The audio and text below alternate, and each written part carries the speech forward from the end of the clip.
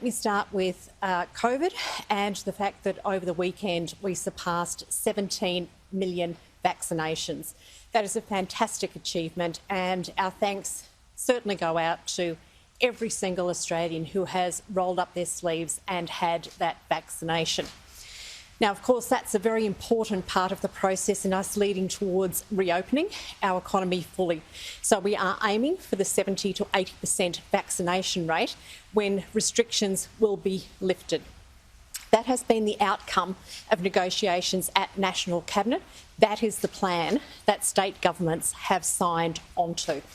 So as we progress, I am looking forward to the fact that we will be continuing to work with the state and territory governments to make sure that we can reopen as soon as we possibly can. That's what they signed on to, and that is what Australians want delivered to them. They want that certainty, and they want it as soon as they possibly can. They're doing their part by rolling up their sleeves and making sure that they are getting vaccinated. Now, of course, we're back in Parliament now to resume sittings here. It will be a reduced number of members in the House of Representatives because of the COVID restrictions that we currently have within the building and in the ACT. But we are here because there is important legislation that needs to be passed. One of the matters that will be debated in Parliament today or later this week deals with counter-terrorism legislation and dealing with control orders. Now, this enables the Australian Federal Police to continue to do their work to keep us all safe and secure. So the control orders will apply to those who have been convicted of terrorism offences and will at some stage be released into the community. The control orders make sure that there are rules that allow them to go into the community but to be very well controlled in their activities. That could be things such as when they are allowed to leave their homes or where they reside, where they can go to work, what they can access, particularly online. Now, we do know that during COVID there has been a lot of time for people to be at home and to be online.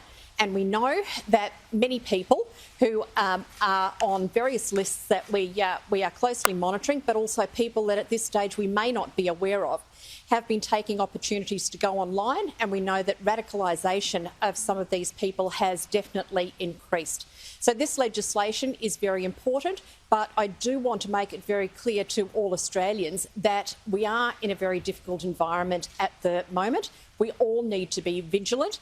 Terrorism remains a threat to us here, and I can assure Australians that we will not be taking our eye off that issue. So we will work very closely as a government with the Australian Federal Police and with ASIO in particular to make sure that we are doing all that we can to keep Australians safe and secure. Now, finally, with Afghanistan, on the 22nd of August, so yesterday, 4 ADF flights uplifted about 472 people from Kabul airport.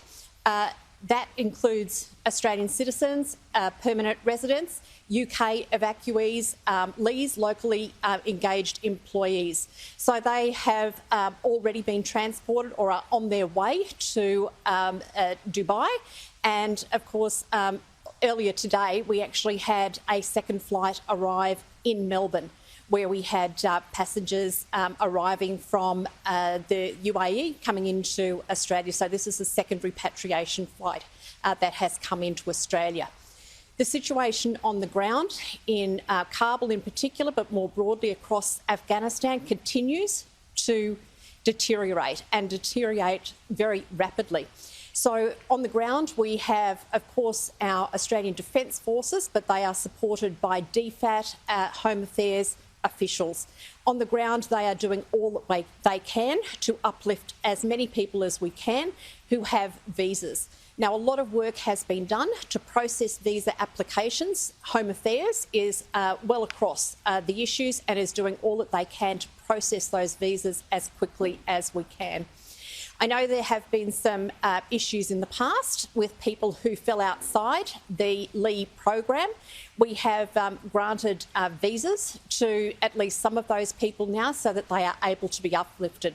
One of the critical things, though, that we all need to be mindful of is the fact that visa is one part of it. We have to do all that we can to make sure that we are able to get the people that we need to into the airports. As I've said, it is a deteriorating situation in Afghanistan, but on the ground, our officials, our ADF, are doing all that they can to work with our coalition colleagues, every other nation that is on the ground there, to uplift as many people as safely as we can with visas to come to Australia.